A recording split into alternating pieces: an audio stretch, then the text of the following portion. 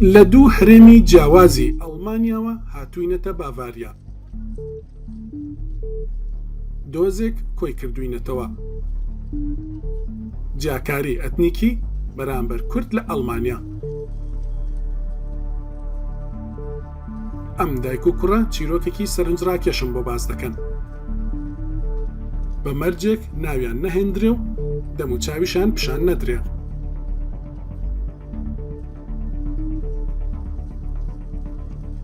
ساڵێک پێشەستا لە شتوتگارت شەڕێک ڕوودەدات کە نزیکەی 30 کەس تێیدا بەشدار دەبن.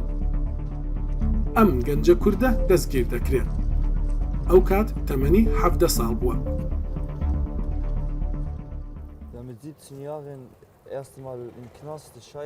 لە تەمەنی 17 ساڵی بکەویتە زیندان قورسە، چونکە دەبێ خۆت لەگەڵ ژیانێکی نوێ بگونجێنیت، ژیانێک کە یاسا و ڕێسایەکانی جیاوازن لەوەی لەسەری ڕاهاتوویت.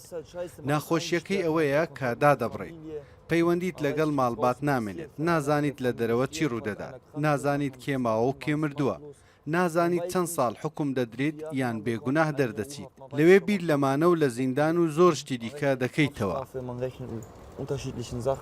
ji bo min şoqek pir mezin bûna tulî yanî 17 salî û hefs wa pir ji mir giran hat û tiştê yanî hat gotin zêde giran bû ji bo me yanî wek layê min însanekî wek çavên pir xerab hat rêdan û nêzîka salekê de hefsê dima wa ji bo wî jî pir giran bû hefsa û tê de bû mesela 23 saeta li hundir de bû.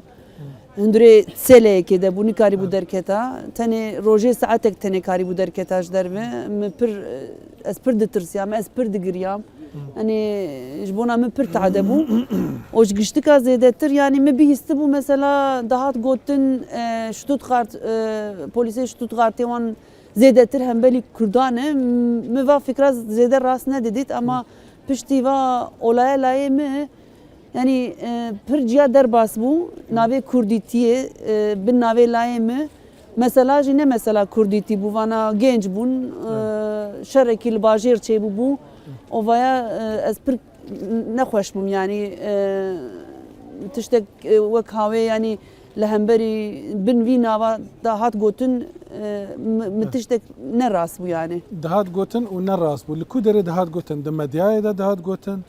Li mahkemê jî hat gotin, polîs jî hat gotin, milletê din zarokê din jî tê de hebûn navên wan milletê wan nehat gotin. Vaya jî hinkî serê me pirsgirêk çêkir ji bona çi yanî ji ber wî havî jî îja me gorî fikra me bi rastî erê wa çîka heye yanî hemberî Kurdîtiyê hemberî milletê Kurda sankî milletê Kurd agresîfin milletê Kurd pir sûç dikin ne başın vana dikevin pêşê û ez vaya nerastibînim. پێشتریش لە ئەڵمانیا زۆر کەیسیوا بەرامبەر کورد هەبوون بۆیە دامەزراوەی جڤاکی کوردی دەیەوێت بە شێوەی یاسایی و ئەکادمی کاری لەسەر بکات. لە میدیای ئەڵمانیشدا دەگوترێ کە کورد زۆرتر لە گەلانی دیکەی دانیشتووی ئەڵمانیا جیاکاریان بەرامبەر دەکرێت.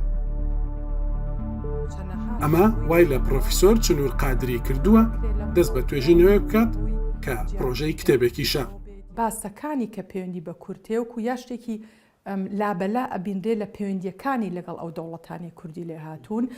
بەعزێ حاڵەتیش هەڵبەتە گرنگی پێ ئەدرێ ئەویش لەو کاتەیە کە پەیوەندی هەیە پەیوەندی نێودەوڵەتی لەگەڵ ئەو وڵاتانە یعنی گرنگیدان بەو باسانە پەیوەندی بە ئەو پەیوەندیەوە هەیە لە ناو ئەڵمانیش ئەو چاویلکەی کە پێی سێرەکرێ یەکەم پەیوەندی بینی تورکیا و ئەڵمانە ئەو زۆر گرنگە بۆ ڕەوانگەکە دووهەمیش مەسەلەی ئینتێگراسیۆن و خۆ گونجاندن یعنی ئایا و کەسانە خۆیان گونجاندووە یانە ئەو چۆر ینی ئەو ئەبێ سیرکن بە چ چاویلکەیەک سەیری کورد ئەکرێ. پاش گۆڕینی 5 پارێزەر ماڵباتە کوردەکە پارێزەرێکی کورد دەدۆزنەوە و ئەو دەبێتە فریاد ڕەسیان. ئەف لاوکێ ئەف جوانێ مەی کورد gelek زلم خوار و تعدە خوار حکوومەتە ئەلمانیا و پۆلیسە ئێگت مەسەلێ کار دکردن وەک دەبێ ئامادەکارییا vê کەیسێ دکردن دخواستن wî bi agirê xelkê din bişewitînin. Çend Kurdê êgo berê چەند سال بەرێ مشکلە چێکردن وەک دەبێت لەجەم حکوومەتە ئەڵمانیا خویا بوون دخواستن وی بکن یەک جوان وی خستن وەک دەبێت تەرەفەکی د پێت عەدەگەلێکی لێهات ئیجەش بەرولۆ مدیت ئەف گەنجێکی جوانە یعنی سەرکەفتی درێ مدرسە خۆ چێ دکە یعنی کاری خۆ دکە مالباتاوی لێ مقاتەیە باوی وی جاوی سەرکەفتینە جاوی دخوینە باوی وی دخوینە خوشک و برایەوی ئەوژی دخوینن یعنی مالک بێ مشکلەیە جارێکێ وەک دەبێت کەت بێ مشکلێدە ئەوژی وەک دەبێت مشکلاک جاهلتی بوو جاهلێ مەی خوینگەرم ڕاهشت کێرێ دیفاع خۆ کرد وەک دەبێت خۆ پاراست خۆ هەڤالێ خۆ پاراست وەک دەبێت ئەف بەس کۆکاوی کورد ژێر بوو دەرد ژێر بوو پرسکرێکە د محکمەدا تشتێکی وسا دەهات گوتن کو بێژن ئەف کووردە تاوانبارە کەسێکی وسا دەگۆت دە محکمەکە پۆلیسێ ئێگۆگە تایبەتی ئەف کەیس دمێشاند وی پۆلیسی بخۆ گوت ئەوژی وەک gelek Kurdên berê êgogê van pirsgirêka dike şer dike û dixwaze qismê bajara ji xelkê bistîne.